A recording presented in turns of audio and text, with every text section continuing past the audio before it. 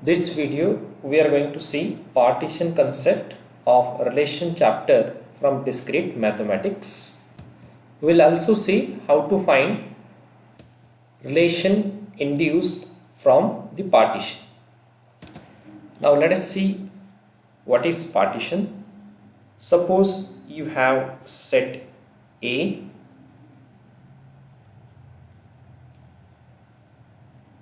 and some subsets of this set.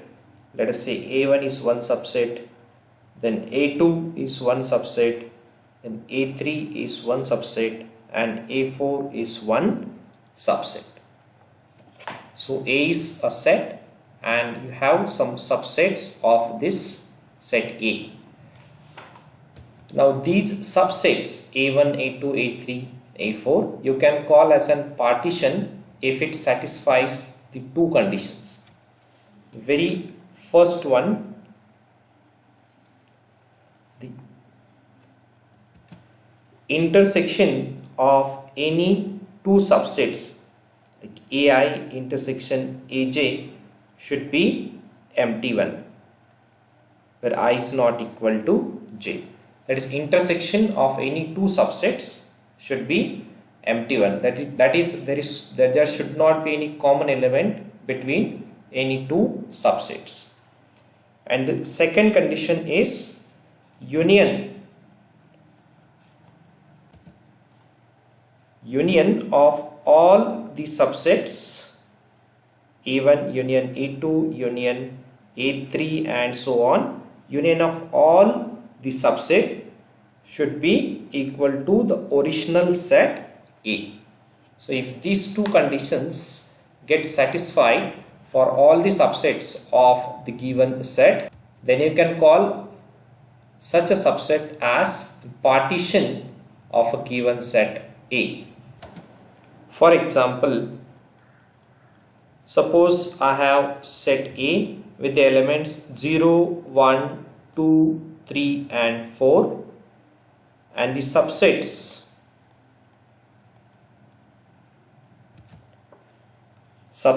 of this set A, let us say one subset is 0, 3, 4, another subset is set containing only one element, that is 1, and one more subset, a set containing element 2. So let us say these are the three subsets of a given set A. Now can I call this as a partition of this set A? So for that I need to check these two conditions. So very first condition that I need to check is intersection of all these sets should be empty one, or there should not be any common element between the sets. So to check with the first condition, so there should not be any common element between any two subset, and if you look at the subset, there is no common element between any two subset. If you take the first subset as 0, 3, 4 and the second subset as 1, there is no common element. If you take these two subset 1 and 2, so there is no common element. So if you take any two subset, there is no common element, means first condition is satisfied, that is AI intersection AJ is empty. Now what about second condition? So union of all these subsets should be equal to the original set A. So if you take union of all these subsets, you will get set as 0, 1, 2, 3 and 4, which is your original set A, and hence the second condition also gets satisfied. So it satisfies both the conditions, and hence this subset you can call as a partition of the given set A. Now if I take this subset as 0, 3, 4 as one subset, then 1, 3 as another subset, and 2 as one more subset. Now can I call this as one partition of the given set A? Definitely no. Why? Because if you check with the first condition, that is intersection of any two subset should be the empty one. And if you take intersection of 0, 3, 4 and 1, 3, you will get element 3. That is, there is one common element between these two subsets. But actually you want this as an empty set. There should not be any common element. And hence you can say here itself, this is not a partition. This is not a partition of the given set A. Now let us see one more very frequently asked question in the exam, like how to find a relation induced by the partition.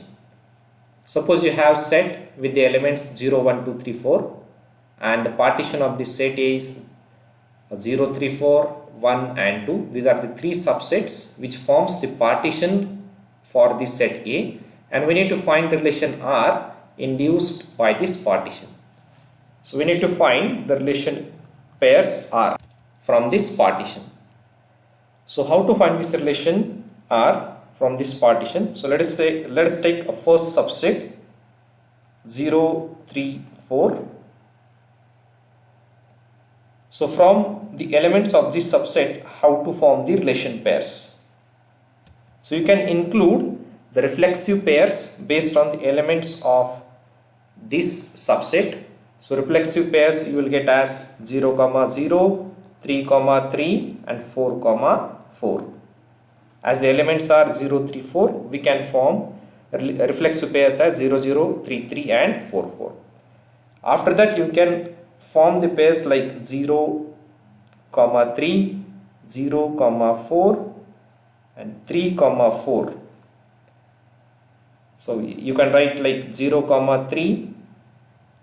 3, then 0, 4 and 3, 4.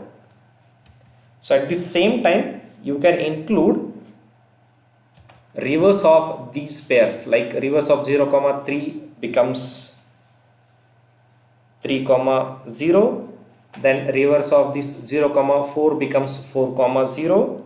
So I can write 4, 0 and reverse of this 3, 4 as 4, 3. So 4, 3.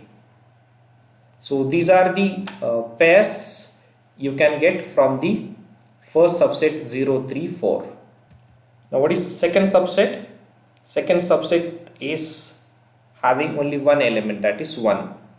So we can include the reflexive pair 1, 1. So as there is only one element, we can include only the reflexive pair. So go for the third subset. Third subset has only again one element, that is 2.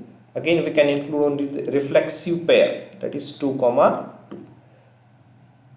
So these are the pairs we can form from these subsets, and that is called as a relation induced by this partition.